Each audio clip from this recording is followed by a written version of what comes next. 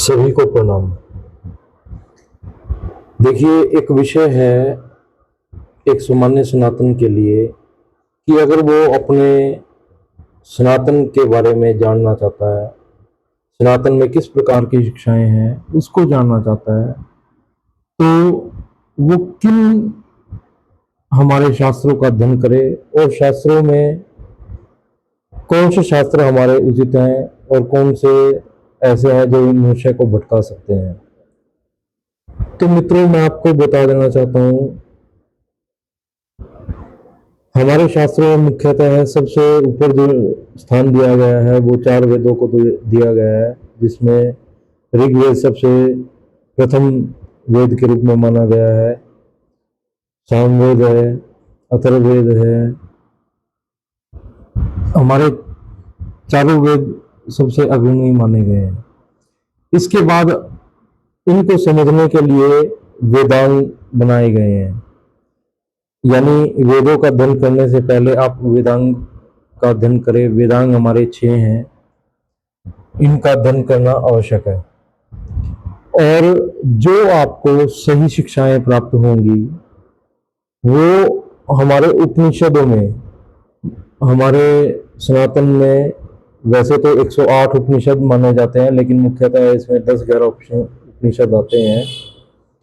तो अगर आपको उपनिषद जो है वो प्राप्त हो जाते हैं, उपनिषद आप किसी भी धार्मिक पुस्तकालय से या धार्मिक पुस्तकों का जो संग्रहालय है वहाँ से आपको उपलब्ध हो सकती है, या फिर जो पुस्तकें बेचते हैं धार्मिक उनसे आप ले सकते हैं। हमें उपनिषदों को पढ़ना चाहिए। उपनिषदों में बड़ी अच्छी शिक्षाएं दी हुई हैं और उनमें कहानियों के माध्यम से बातों को बताया और समझाया गया है। इसी प्रकार से हमारे शास्त्रों में जिनका वर्णन किया जाता है, रामायण है, महाभारत है। तो रामायण, आप वाल्मीकि रामायण पढ़ सकते हैं। अलग अलग कई प्रकार की रामायण है, शायद 20-22 रामायण है जो अलग अलग लेखकों ने लिखी हुई है, जिसमें वाल्मीकि रामायण भी एक है। तो माना जाता है कि वाल्मीकि जी ने रामायण की रचना की थी। तो जो वाल्मीकि रामायण इस समय उपलब्ध है वो आप पढ़ सकते हैं। हालांकि वो प्रमाणिक होगी या नहीं होगी, मैं इस बात को आपको दावे से नहीं कह सकता, क्योंकि उसमें भी कुछ समय के साथ साथ जो है बातें मिक्स कर दी गई हैं। लेकिन फिर भी जो है आप अपने सनातन को जानने के लिए रामायण का अध्ययन कर सकते हैं।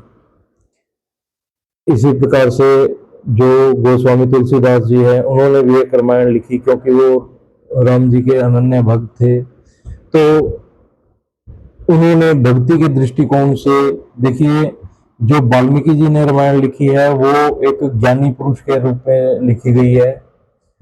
उन्होंने अपने ज्ञान के आधार पर उसको लिखा, अपनी त्रिकाल दृष्टि जो उनकी थी उसके आधार पर उन्होंने लिखा, अपने ज्ञान की कसौटी पे परख के चीजों को लिखा। लेकिन जो गोस्वामी तुलसीदास जी थे वो एक भक्त थे। वो भक्त के लिए जो उसका इष्ट होता है, भगवान श्री राम उनके इष्ट थे, तो वो अपने इष्ट को सर्वोपरि दिखाना चाहते हैं।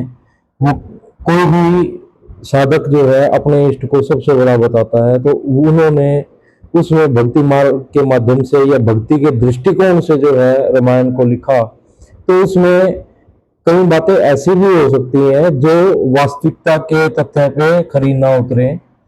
तो हमें यहाँ जो लेखक हैं उनका दृष्टिकोण भी समझना आवश्यक होता है।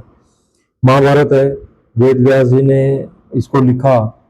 अब महाभारत के कई संस्करण आते हैं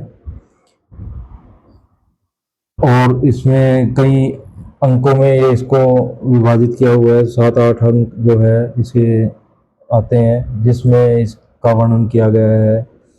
और इसी प्रकार से हमारे उपनिषद हैं। और मैंने आपको बताया कि वेद, वेदांग, उपनिषद, महाभारत, रामायण और श्रीमद् भगवत गीता, इसका आप अध्ययन कर सकते हैं। लेकिन हमारे समाज में इन शास्त्रों की अपेक्षा सबसे ज्यादा जो जो कथावाचक हैं वो प्रयोग करते हैं पुराणों का। हमारे कुल 18 पुराण हैं, लेकिन मैं पुराणों के संदर्भ में आपको बता दूं कि ये जो पुराण लिखे गए हैं ये वेद व्यास जी द्वारा भक्ति भाव से लिखे हुए या ज्ञान की कसौटी पर आधारित पुराण नहीं है, बल्कि ये भिन्न भिन्न प्रकार के अलग अलग लोगों द्वारा लिखे गए पुराण हैं। हालांकि इनमें दिखाई तो भक्ति गई है, लेकिन इनमें कई प्रकार की कपोल कल्पनाओं को भी संकलित कर दिया गया है। हो सकता है कि इनकी शुद्ध प्रतियां हमारे पास आज उपलब्ध नहीं है, इस कारण से हमें इन की बातें जो है वो अचरज भरी लगती हैं या कुछ गलत भी लगती हैं। जैसा एक पुराण है उसके अंदर भगवान श्री कृष्ण और राधा जी का जो संबंध बताया गया है वो राधा जी को मामी बताया गया और कुछ अनैतिक बातें भी उसमें सम्मिलित हैं। तो उनके शुद्धिकरण के बारे में मैं आपको विश्वास नहीं देता। मैं ये कहता हूं कि इसमें हो सकता है कि आधे से ज्यादा अशुद्ध बातें इसमें वर्णित की गई हैं, अतथ्यात्मक और काल्पनिक बातें इसमें लिखी हुई हैं। तो पुराणों को अपनी बुद्धि की तार्किकता के माध्यम से ही आप पढ़ें, जो उसमें अच्छे ज्ञान की बात लगे आप स्वीकार कर लें, अन्यथा आप उसको त्याग दें। पुराणों पर अधिक विश्वास ना करें। श्रीमद् भागवत पुराण भी जो आजकल कथावाचक है, 90% कथावाचक जो है श्रीमद् भागवत पुराण की बात करते हैं, और जो भागवत पुराण है वास्तविकता में वो अगर वेद व्यास जी द्वारा लिखी गई है तो वो प्रतियां इस समय उपलब्ध नहीं है।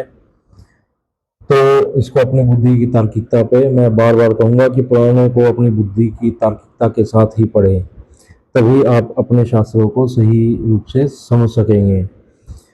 आप जो है जो उसमें लिखा हुआ है और आप उसको पूर्णतः सत्य ना माने।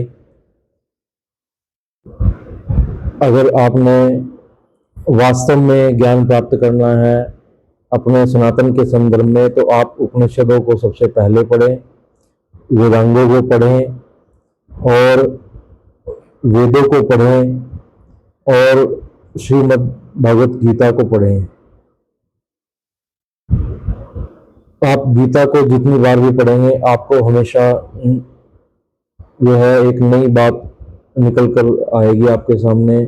आपके जीवन की बहुत सी समस्याओं का समाधान भी आपको गीता के बार बार अध्ययन से आपको प्राप्त होगा। मैं ये नहीं कहता कि आप इसको कंठस्थ करें, वो आपकी इच्छा है, आप जो करना चाहते हैं, लेकिन गीता का ज्ञान जो है वो एक अमूल्य ज्ञान है। उसे जितनी बार भी आप पढ़ेंगे आपको हमेशा कोई ना कोई नई बात उसमें सीखने को मिलेगी। धन्यवाद।